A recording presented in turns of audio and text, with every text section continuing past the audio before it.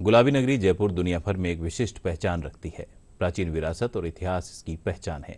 इसी पहचान में शामिल है कई मंदिर, जिनमें गोविंद देव जी मंदिर श्रद्धा का एक महत्वपूर्ण केंद्र है। बड़ी संख्या में लोग गोविंद देव जी के दर्शन कर अपने दिन की शुरुआत करते हैं। प्रस्तुत है एक रिपोर्ट। अपने स्थापत्य और किलों महलों की विरासत के अलावा जयपुर आस्था और श्रद्धा का भी बड़ा केंद्र है। शहर में अपनी प्राचीन विरासत और इतिहास को समेटे कई ऐसे मंदिर हैं जिनकी वजह से इसे छोटी काशी भी कहा जाता है। भगवान श्री गोविंद देव जी का मंदिर एक ऐसा ही महत्वपूर्ण श्रद्धा का केंद्र है। इन्हें जयपुर का आराध्य देव भी कहा जाता है। भगवान श्री कृष्ण का ये जयपुर का सबसे प्रसिद्ध बिना शिखर का मंदिर है। ये चंद्र महल के पूर्व में बने जयनिवास उद्यान के मध्य अहाते में स्थित है। भगवान श्री गोविंद देव जी की मूर्ति पहले वृंदावन के मंदिर में स्थापित थी, जिसे सवाई जयसिंह द्वितीय ने अपने परिवार के देवता के रूप में यहां पुनः स्थापित किया था। कि उनको सपना आया और स्वप्न में उन्हें देखा कि भगवान कह रहे हैं कि आप तो बना रहे हो, मेरी जगह कहाँ है। तो वो समझ गए और उन्होंने जो अभी कहानी में यही कहा जाता है कि उन्होंने अपने लिए जो स्थान बनाया था वो फिर उन्होंने उसमें प्रभु को निमंत्रित किया कि आपने इसको चुन लिया है, चयनित किया है, आप यहीं आइए।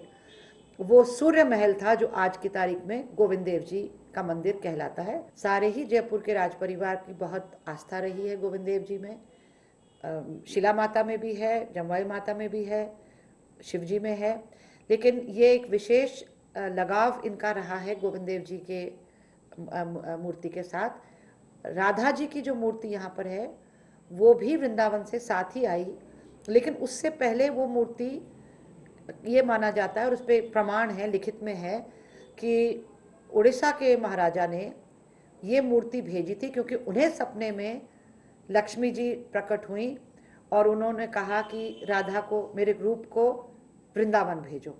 तो वहाँ से एक मूर्ति उन्होंने भेजी। तो ये मूर्ति अब जो हमारे पास है ये हमेशा से प्रभु के साथ रही है। गोविंद देव जी के मंदिर की महत्ता का अनुमान इसी बात से लगाया जा सकता है कि जयपुर के शासकों ने इन्हें ही जयपुर का शासक माना और स्वयं को इनका दीवान मानकर शासन का प्रबंध संभाला। भगवान श्री कृष्ण के प्रपौत्र ब्रजनाभ ने भगवान राधा गोविंद की मूर्ति का निर्माण किया था। भगवान का जब निर्माण कर रहे थे उस समय उन्होंने अपनी दादी से पूछा था। उन्होंने 3 मूर्तियों का निर्माण किया था और उन तीनों ही मूर्ति के लिए अपनी दादी यानी भगवान श्री कृष्ण की वधू, पुत्र वधू, उनसे पूछा था कि क्या ये भगवान कृष्ण से मिलती हुई है मूर्तियाँ। तो उन्होंने बताया था क्योंकि उन्होंने भगवान कृष्ण को देखा था और उन्होंने उन मूर्तियों को भी देखा था।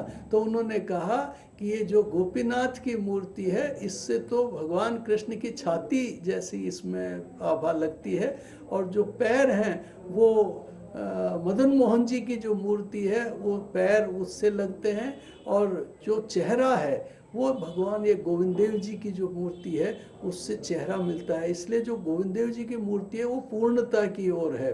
तो फिर इसके बाद में तीनों मूर्तियाँ वहाँ पर वृंदावन में एक दिव्य मंदिर में स्थापित की गई थी और भगवान गोविंद देव जी की कृपा, भगवान गोविंद देव जी को केवल भगवान ही नहीं माना, यहाँ के शासकों ने उनको अपना राजा माना और जितने भी यहाँ के निर्णय होते थे उनमें यह लिखा जाता था कि भगवान गोविंद देव जी की आज्ञा से भगवान गोविंद देव जी ही राजा थे और वो उनके सेवक थे। इस प्रकार से उनको अपने सर्वस्व मान करके इन्होंने शासन किया और यही कारण है कि आज जयपुर शहर विश्व का माना हुआ शहर है और ये सुख, शांति और समृद्धि के लिए भी अपने आप में प्रसिद्ध है।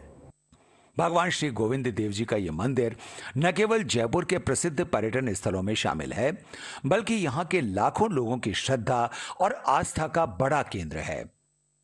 मैं बरसों से आ रहा हूँ गोविंद देव जी में और यहाँ हर जिस आदमी की आस्था पूरी होती है। मुख चंद्र गोविंद निहारत ही कट जाए सर्व दुख संसारा। वत्सल गोपी नाथ लखत मिट जाए कष्ट यम का द्वारा। चरणार विंद श्री मदन मोहन सब सुख राति पालन हारा।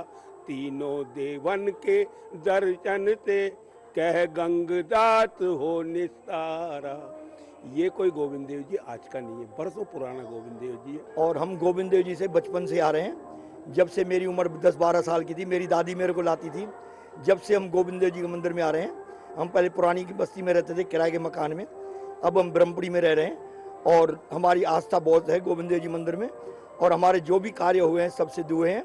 और एक बार पुजारी जी भोग लगाना भूल गए थे, तो गोविंद जी रात को 3 बजे उठकर और जोड़ी बाजार में गए गोपाल जी के रास्ते में, और वहाँ पे मिठाई खाई हलवाई की।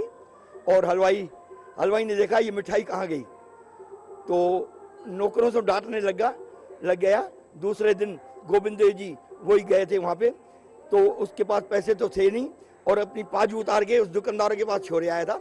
और वो पाजू जब वो भगत था दुकानदार, वो आता था गोविंद देव जी, ये पाजू तो गोविंद देव जी की रोज लेता हूँ, और ये गोविंद देव जी ने भोग लगाया। फिर आके गोविंद देव जी से क्षमा मांगी उसने।